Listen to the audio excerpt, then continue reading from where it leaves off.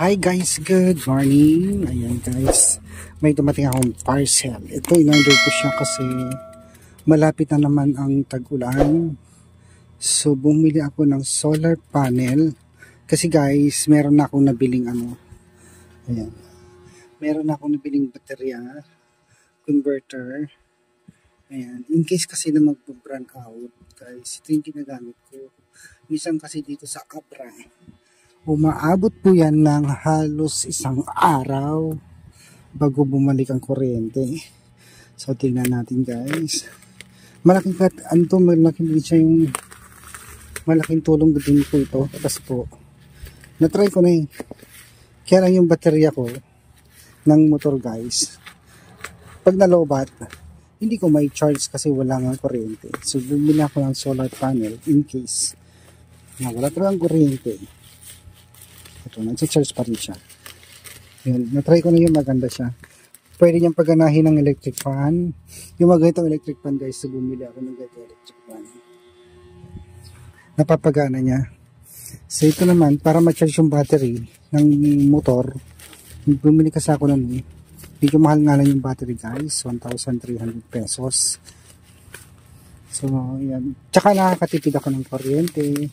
Dahil ang kuryente ko ngayon, yan, solar yung mga ginagamit ko. Umaabot na lang ako ng 150. So, kailangan pa abutin ko siya ng 100 pesos na bill ko sa kuryente.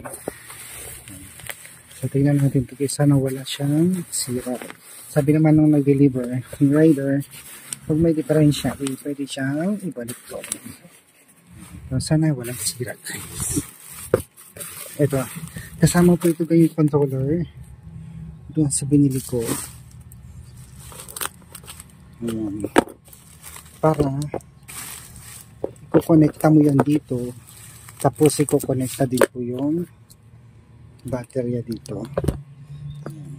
Meron rin siyang wire para sa mga cellphone. Galing. Libre po ito eh. Kasama po yung nakita ko doon sa libre. So ito na yung solar panel guys. Tignan natin yung loob niya. Sana po ay wala siyang sira. So guys, buksan natin yung solar panel. Hanapin natin yung masa niya. Guys, pwede rin kayo magkabit ng mga ganito mga kabayan kasi maganda. Nakakatipid talaga kayo sa kuryente.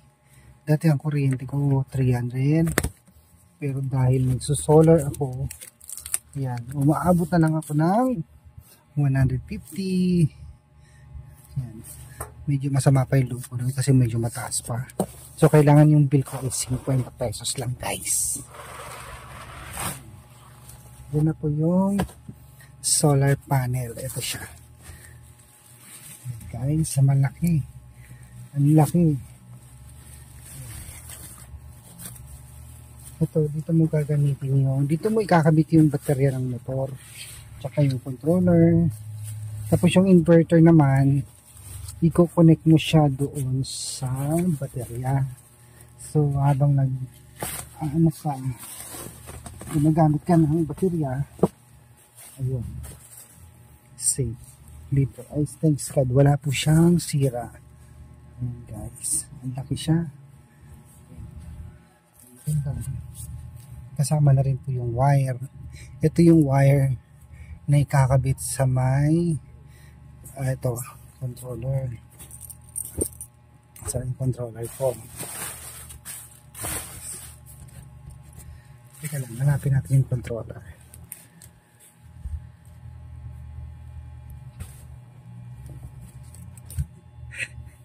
Ito yung controller ko guys. So ito, nawala na naman yung gunting ko. Diba?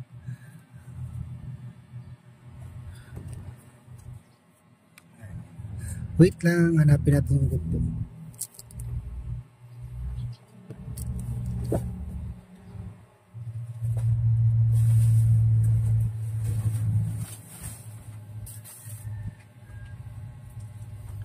Hindi ko na mahanap ang aking gunting.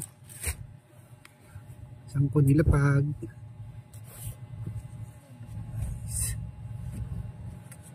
hirap maging ulyanin. Paklasin ko na lang. So ito yung controller. May libre siyang kasamang ano guys, so charger sa cellphone. Meron na naman akong stocks. Itong controller, dito may kakabit yung ano, solar. Ayan guys. Nakita ko to sa TikTok. So effective siya, ganda. Ayan guys. Ito yung controller. Dito mo ilalagay itong wire. Ayan guys, so ang ganda. So dito siya para sa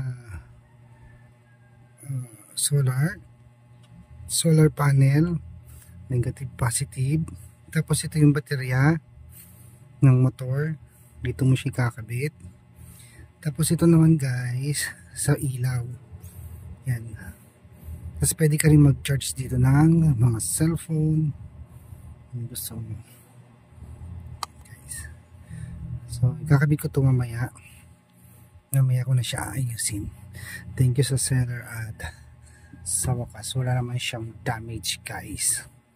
Yan, bibili muna ako ng ano, ng tawag ito, yung clip para dito. So yan guys, effective siya.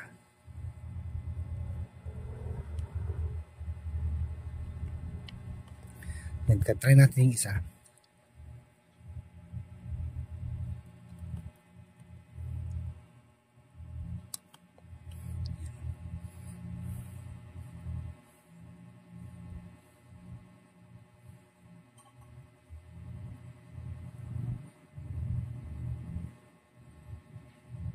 Laking tipid na rin guys yung ano, yung may ganitong solar. Kasi muna nung binigyan ako ng PB Lab ng solar light, yan, bumaba na talaga yung kuryente ko. Bihira na ako gumamit ng ilaw sa kuryente kasi malaking tipid na rin po ito. Ano pa siya isaksak.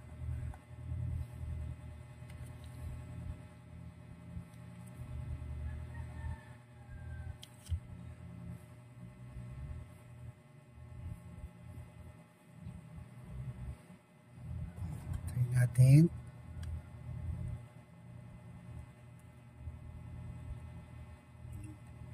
Kailangan pa pala may pag-angatan doon sa loob. So yan guys, mamaya ko na ayusin, basta safe, walang damage yung solar panel ko. Ang laki nito guys, 1, 2, 3 dangkal. Tapos ang lapad naman niya 2 dangkal. Sana tumagal siya. Yan, magagamit ko to kasi dito guys sa Abra, kapag may bagyo, umabot kami ng halos 1 month, 15 days na walang ilaw. Kaya naisipan ko bumili nito kasi magagamit ka na ng internet. Yan, safe na. So thank you guys, thank you muli sa support.